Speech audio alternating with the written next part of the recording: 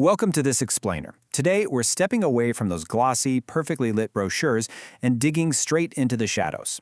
We're going to conduct what we call an audit of the unseen. We're looking at modern pathways for urban connectivity. You know the ones, those massive, prestige megaprojects that absolutely promise to revolutionize how we move through our cities. Now, on paper, they look like the perfect, hyper-efficient metropolitan future, but on the ground, it's a darker, much more complicated story. So we're going to put on our investigative hats, follow the paper trail, and examine the stark contrast between those high-level corporate blueprints and the actual, gritty urban reality they leave behind. Just listen to this pitch. Achieving synergistic pedestrian flow and seamless urban connectivity for tomorrow's citizens. Sounds absolutely incredible, right? I mean, when these corporate blueprints are unveiled, they are genuinely dazzling.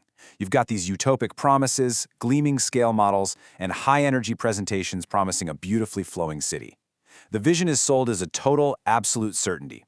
Everything is bright, everyone is moving seamlessly, and the future looks, frankly, perfectly engineered. Honestly, you kind of can't help but buy into the optimism. But then, the ribbon is cut, the executives go home, the years pass, and we're forced to ask, so where did everyone go? Because when you actually walk through these spaces, all those gleaming projections? Gone? Instead, you're met with echoing silence, empty concrete, and a reality that feels entirely disconnected from that original multi-million-dollar pitch. To figure out exactly how this happens, we're going to run through a strict audit protocol. We'll start with the blueprint illusion. Check out the cracks in the concrete and see how they end up ignoring the human element.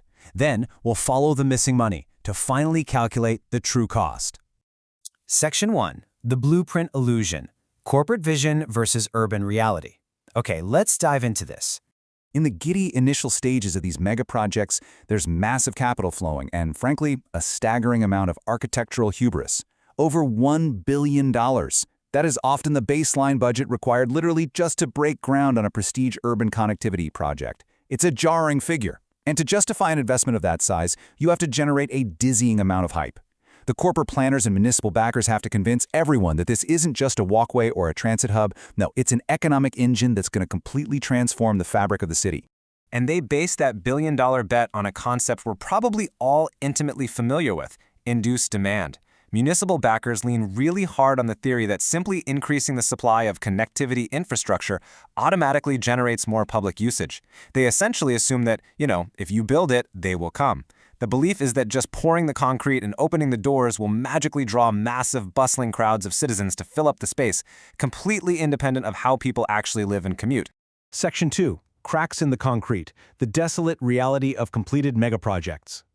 Now, what's really interesting about this next point is what happens when that illusion starts to fade. Because once that induced demand completely fails to materialize, we're left to confront the desolate reality of these completed builds. The concrete sets and the truth comes out. When we ruthlessly compare the two sides of this ledger, the contrast is staggering.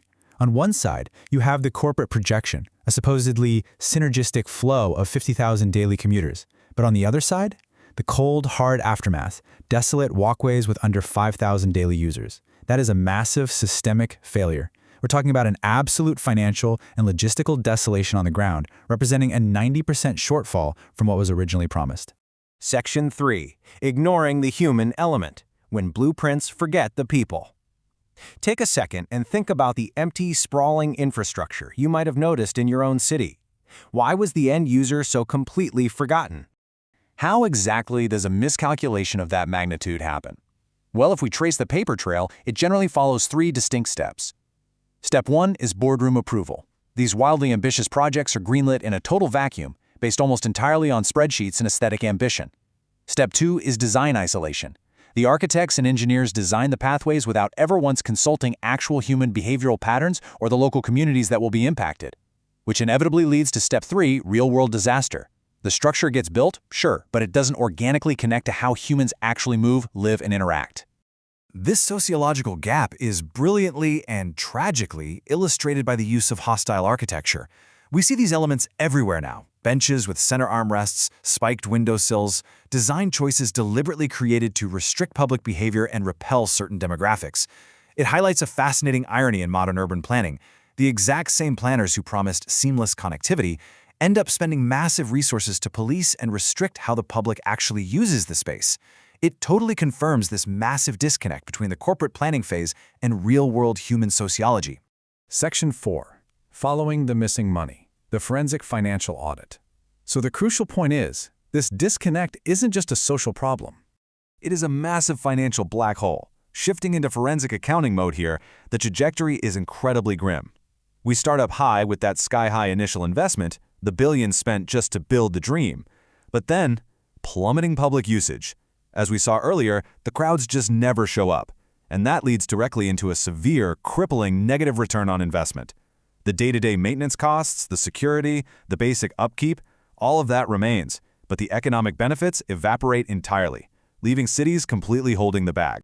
Section 5. The true cost. The social fallout and financial voids left behind. Let's move to our final area and see how this builds into a lasting legacy. When we look beyond just the immediate budget overruns, a chronological autopsy of the fallout emerges. In year 0, we have the corporate pitch, peak optimism, massive hype, absolutely flawless renderings. By years 1 through 3, we hit troubled construction. This is where reality bites hard, with delays, ballooning budgets, and heavily compromised designs. But the real tragedy? That strikes in year 5 and beyond. Social fallout and abandonment. The infrastructure begins to decay. It becomes a physical barrier in the city rather than a connective pathway. It's essentially an impartial monument to mismanagement. Methodically summarizing the core findings of our audit as pieces of evidence, the failures really fall into 3 distinct categories. First, under financial mismanagement, the corporate miscalculation was completely ignoring long-term maintenance costs, which inevitably resulted in ballooning municipal debt. Second, under architectural hubris, they prioritized aesthetics over function, leaving us with abandoned, beautiful, but completely useless transit hubs. And finally, under sociological disconnect, they simply ignored actual human behavioral patterns, which ultimately resulted in severed, rather than connected, communities. Which leaves us with this final, lingering question. Who is really designing our future cities? When we look past the corporate blueprints and audit the unseen realities, we have to wonder if our urban spaces are actually being built for the people who live in them, or just for the portfolios of those who don't. Next time you're walking around, keep an eye on the concrete around you.